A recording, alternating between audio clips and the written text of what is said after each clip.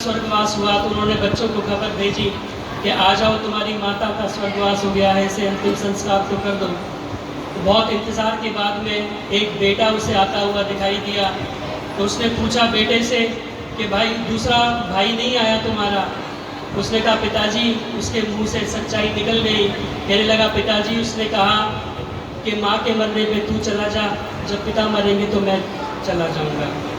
Colonel साहब को इतना सदमा लगा, उन्होंने कमरे के अंदर जाकर के अपनी लाइसेंसी रिवॉल्वर से अपने अंदर गोलियां दाग ली। ये समस्या संसार के अंदर, समाज के अंदर इस समय बनती जा रही है। इसीलिए आइए थोड़ा सा गंभीर समस्याओं के ऊपर भी हम चिंतन करते हुए चलें। जो माँ बाप हमारे लिए पूरी ज़िंदगी लगा देते हैं, अपने सुख ऐश्वर्य सब दांव पर लगा देते हैं, आज बेटों के पास, बच्चों के पास इतना समय नहीं कि उन माँ बाप को वो देख रेख कर सकें। अपने कैरियर को बनाने के चक्कर में, अपने परिवार को बनाने के चक्कर में उन माता पिता को हम भूलते चले जा रहे हैं।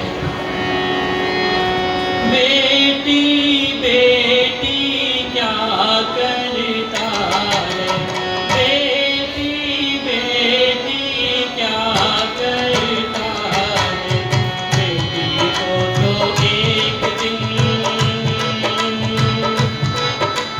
बेटी को तो एक दिन जमाई ले जाएगा। माटी का खिलौना माटी में मिल जाएगा। मान मेरा कहना नहीं तो पछताएगा। माटी का खिलौना माटी में मिल जाएगा। मान मेरा कहना नहीं तो पछताएगा। माटी का खिलौना माटी में मिल जाएगा। धन दौलत तेरे कोठी बंगले, धन दौलत तेरे कोठी बंगले, इनकी ममता छोड़ दे बगले, इनसे ममता छोड़ दे बगले।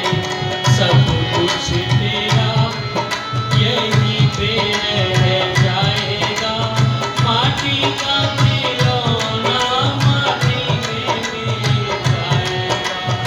मान मेरा कहना नहीं तो पछताएगा।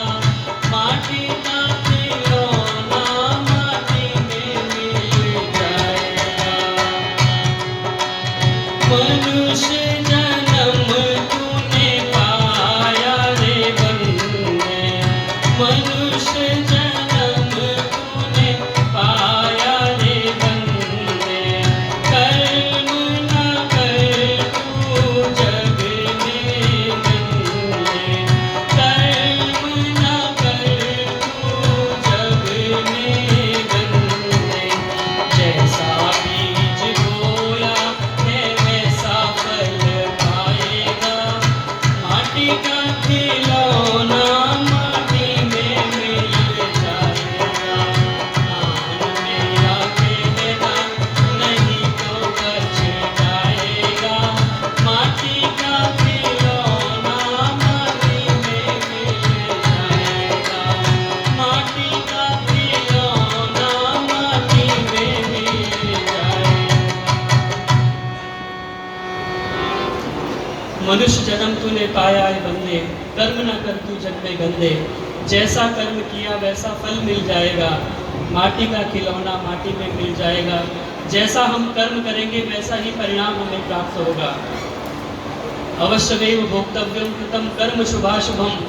जैसा हम कर्म करते हैं वैसा फल हमें अवश्य प्राप्त होता है। इसीलिए आइए इस मनुष्य के शरीर को प्राप्त करके कुछ अच्छे कर्म हम करके जाएं, इस संसार में जो हमारा यश बाद में रह जाए। क्योंकि कहते हैं कि कीर्ति यस्य जीवति, जिनकी कीर्ति इस संसार में रहती है, जिनका यश इस संसार में रहता है, वो कभी मरा नहीं करते, उनकी कभी मृत्यु नहीं होती। वो यश रूपी शरीर से हमेशा हमारे बीच में रहते हैं। इसीलिए आइए कुछ और पंक्तियाँ कह करके मैं शीघ्र ही अपनी वाणी को विराम देता हूँ।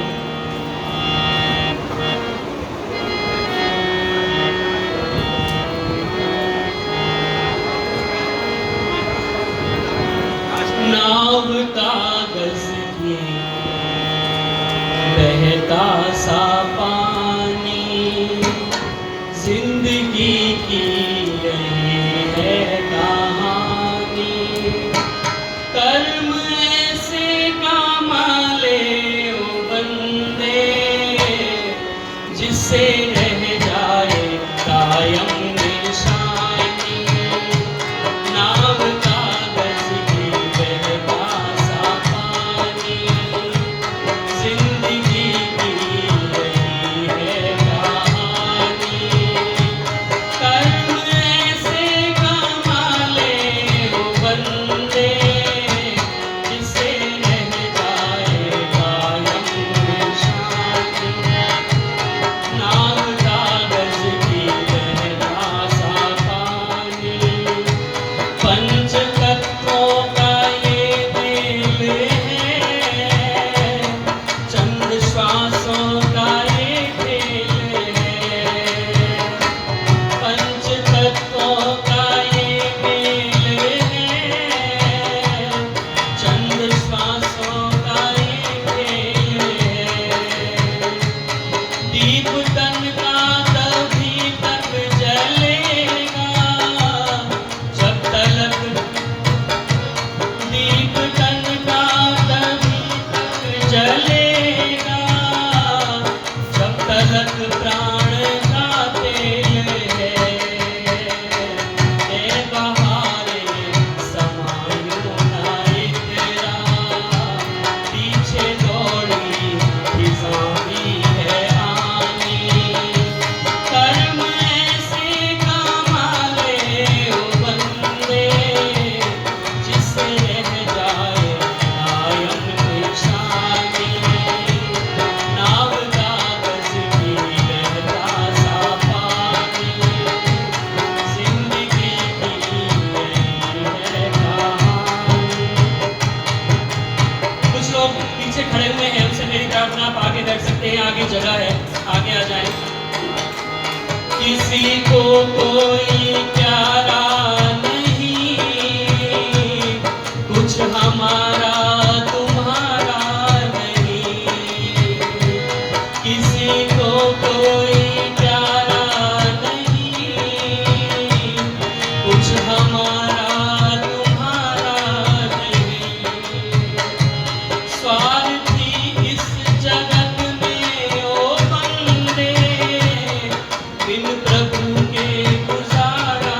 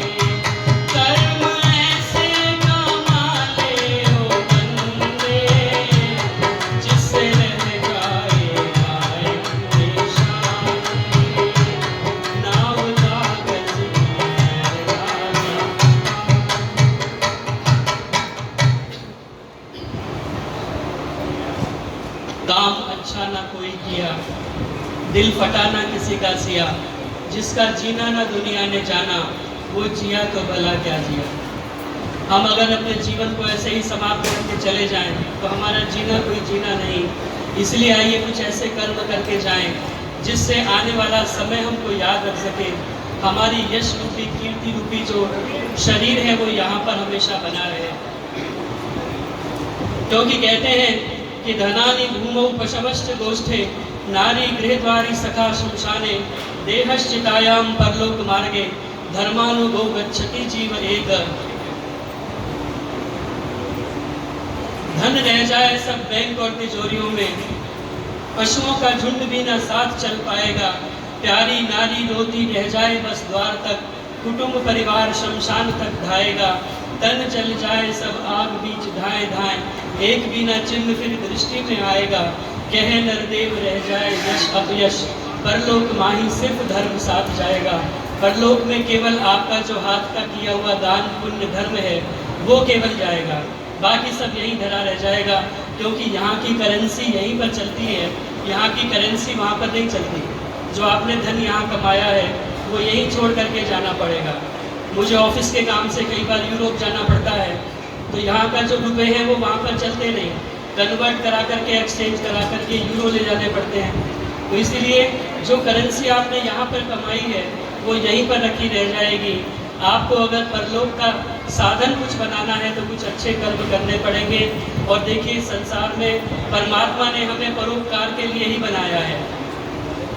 तरुवर फल नहीं खाते हैं, नदी न संचय नीर, परमार्थ के कारणे साधुन धरा शरीर।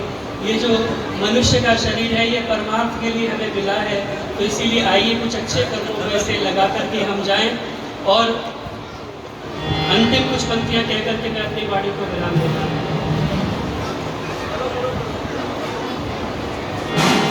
इसीलिए आइए एक छोटे से सफ़र की भी हम तैयारी करते हैं तो उसकी बहुत सारी तैयारी हमें करनी पड़ती है। 4-6 दिन के लिए कहीं जाना हो तो बहुत सारा बोरिया बिस्तरा बांधना पड़ता है, ट्रेन की रेल की टिकट करानी पड़ती है, कुछ कपड़े पैक करने पड़ते हैं कि वहाँ पर सर्दी होगी कि गर्मी होगी। यहाँ तो गर्मी है लेकिन आप पहाड़ी इलाके में चले जाइए तो आपको सर्दी के हिसाब से कपड़े ले जाने पड़ते हैं। इसीलिए आइए ये जो सफ़र पे हम निकल पड़े हैं, कहते हैं राही तू अनंत का राही, ये अनंत की यात्रा है जिस पर हम निकल पड़े हैं। इस सफ़र के लिए भी थोड़ी सी तैयारी करके रखें, क्योंकि सबको इस सफ़र पे जाना है। ऐसा नहीं कि कोई रह जाए। यक्ष और युधिष्ठिर का संवाद आपने सुना होगा।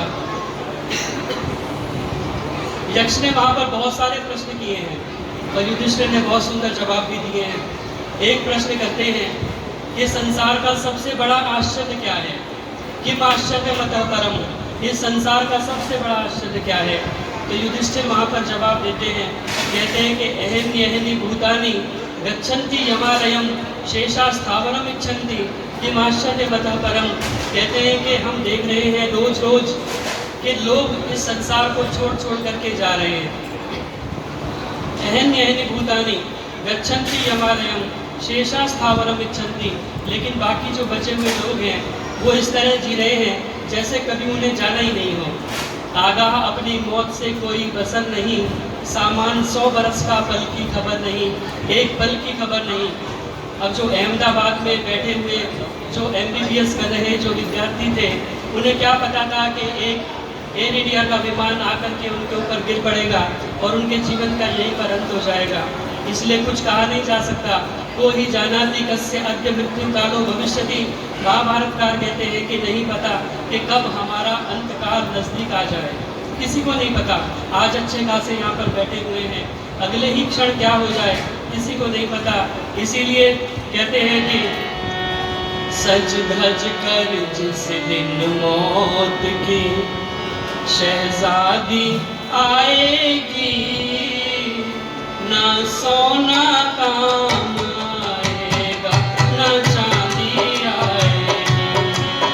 सज धज कर जिस दिन मौत की शहजादी आएगी, ना सोना काम आएगा ना चांदी आएगी, ना सोना काम आएगा ना चांदी।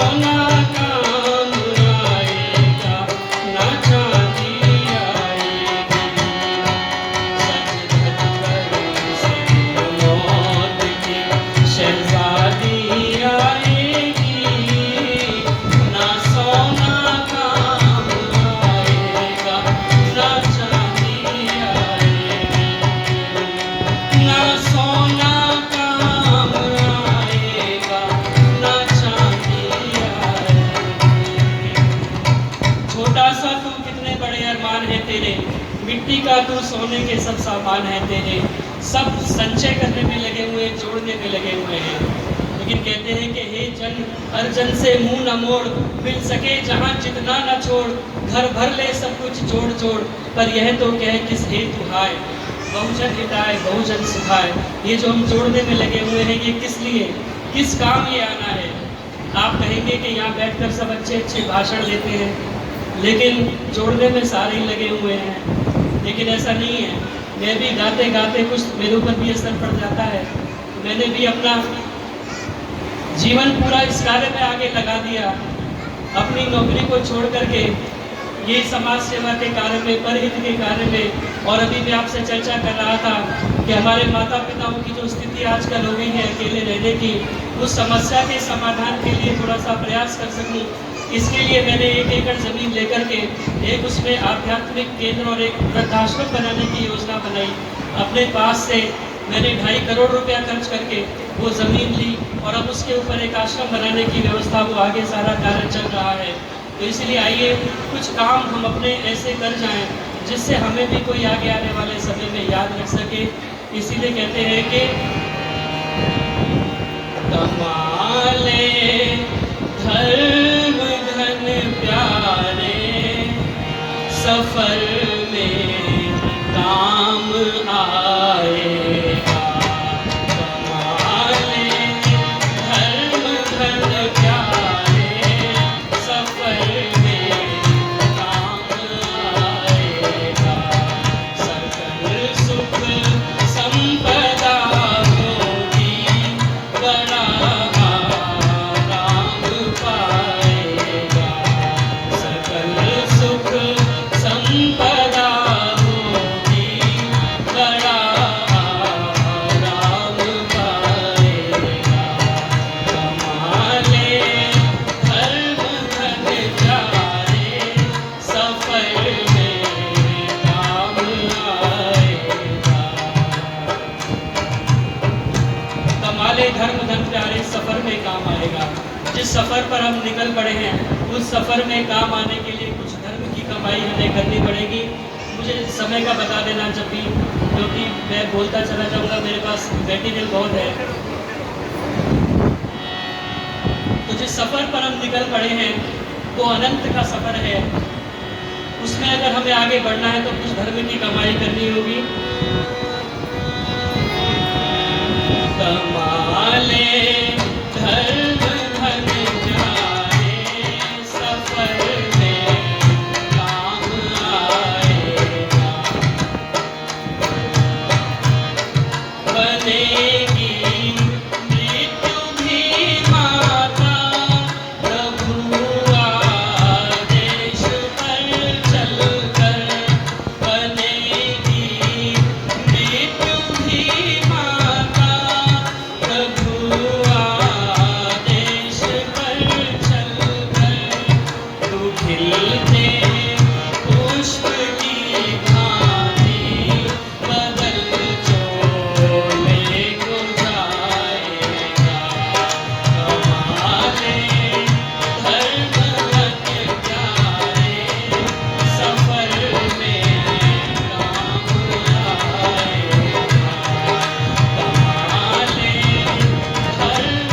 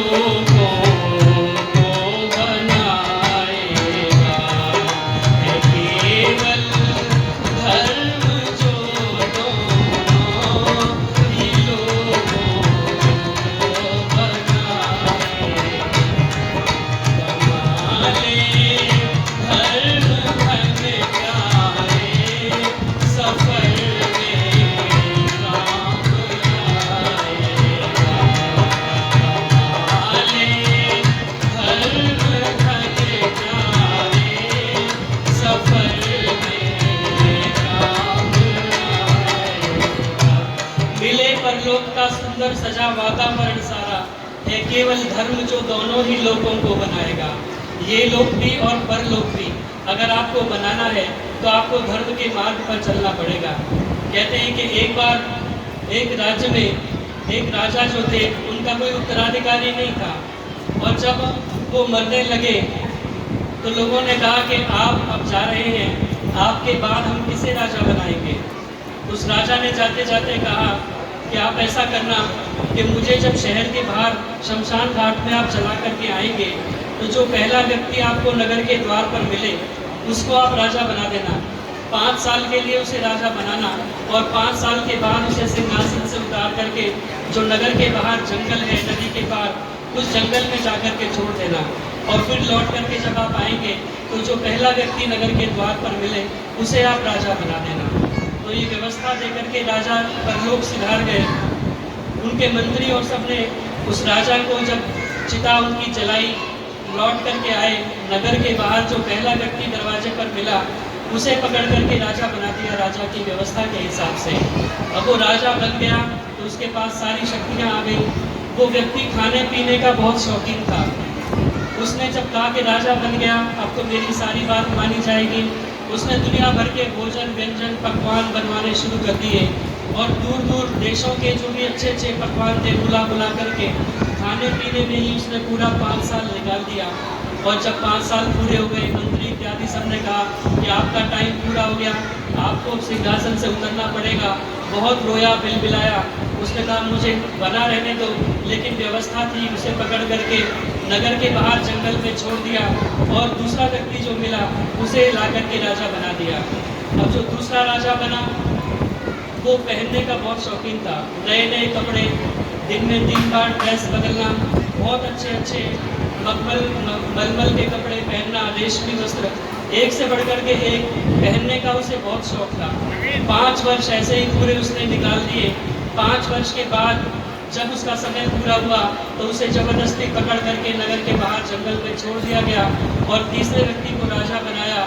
वो तीसरा व्यक्ति नाच गाने का बहुत शौकीन था, रास रंग चलने लगा, विभिन्न प्रकार के नर्तकियों को बुलाया जाने लगा। तो 5 वर्ष उसके भी इसी प्रकार व्यतीत हो गए। कहने का तात्पर्य है कि सभी इसी प्रकार के राजा आते चले गए। फिर एक बार जब वो लौट करके आए तो एक बहुत सज्जन व्यक्ति उन्हें मिला, उसे पकड़ करके उन्होंने राजा बना दिया। अब वो व्यक्ति राजा बन गया तो प्रजा का हर प्रकार से हित सोचने लगा, प्रजा को कैसे सुखी किया जाए। धर्मशालाएं बनाई, कुएं बनवाए, बावड़ी बनवाई, विभिन्न प्रकार की सामाजिक परियोजनाएं उसने प्रारंभ की और 3 वर्ष तक उसने ये काम किया। अब जो 2 वर्ष उसके बचे, उसने कहा कि जो बाहर नगर के जो जंगल है उस जंगल को साफ करके उसके जितना भी झाड़ जंगलाड़ है सबको उखाड़ करके वहाँ पर इस नगर से भी अच्छा एक बहुत सुंदर नगर बसाया जाए। राजा था, उसकी बात मानी गई और वहाँ पर सारे जंगल को साफ करके एक सुंदर नगर बसाया गया। अब जब 5 वर्ष उसके कंप्लीट होने को आए तो उसे ज़बरदस्ती उतारना नहीं पड़ा। उसने कहा मेरा टाइम पूरा हो गया, अब मुझे नगर के बाहर जो जंगल है आपकी परंपरा है छोड़ने की, आप मुझे वहाँ पर छोड़ सकते हो, क्योंकि उसने पहले से ही अपना इंतज़ाम वहाँ पर कर लिया था। इस नगर से भी सुंदर नगर वहाँ पर बसा दिया था। कहने का तात्पर्य ये है कि हमें जो ये मनुष्य का शरीर मिला है, अगर हम कुछ ऐसे काम करके जाएं कि हमें जाने में कोई तकलीफ ना हो, हमें पता है कि इससे अच्छा जन्म हमारे लिए तैयार बैठा है, तो हमें जाने में कोई तकलीफ नहीं होगी, हमें ज़बरदस्ती पकड़ करके भेजना नहीं पड़ेगा, अपनी इच्छा से हम जाने के लिए तत्पर रहेंगे। जा मरने से जग डरे मेरे मन आनंद, कब मरी हो कब पाई हो पूर्ण परमानंद। जिस मरने से लोग डरते हैं उस मृत्यु को मैं अपने गले लगाने के लिए तैयार रहूँगा। इसीलिए आइए कुछ अच्छे कर्म करके जाएं और अंतिम गीत कह करके मैं अपनी वाणी को विराम दूँ।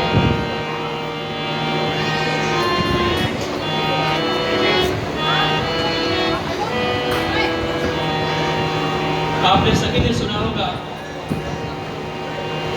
मधुबन खुशबू देता है, मधुबन खुशबू देता है, सागर सावन देता है, जीना उसका जीना है, जीना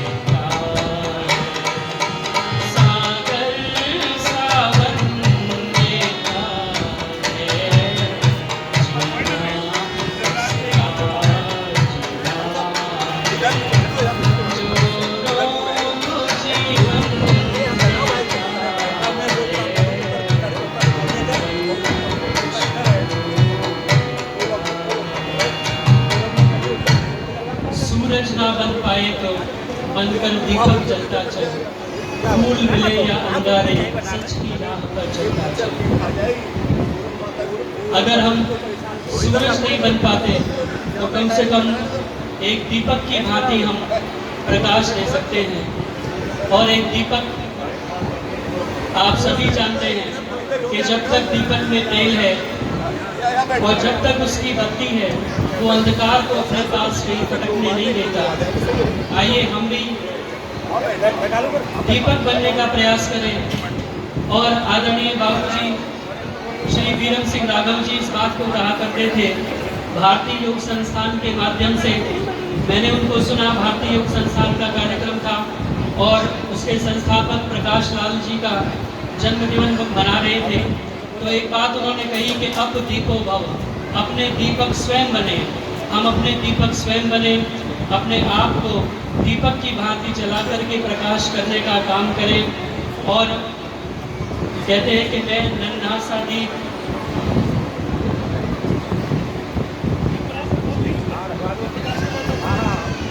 मैं नन्हा सा दीप न जाने कितने निकल गया अंधियारे, जाने कितनी बार तिमिर ने सर पटका है आकर द्वारे, लाख हराना चाहा मुझको लेकिन मैं न हारा, तूफानों को तन पर झेला पर बांटा उजियारा, तुम भी मेरी तरह बनो और बंद तिमिर के काटो, दूर करके अविद्या अंधकार उजियारे बांटो।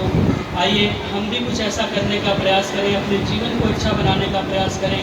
वह चाल चल के उम्र खुशी से कटे तेरी, वह चाल चल के उम्र खुशी से कटे तेरी, वह काम करके याद तुझे सब किया करे, अगर जिक्र तेरा हो तो हो बस जिक्र खैर ही, और नाम तेरा ले तो अदब से लिया करे।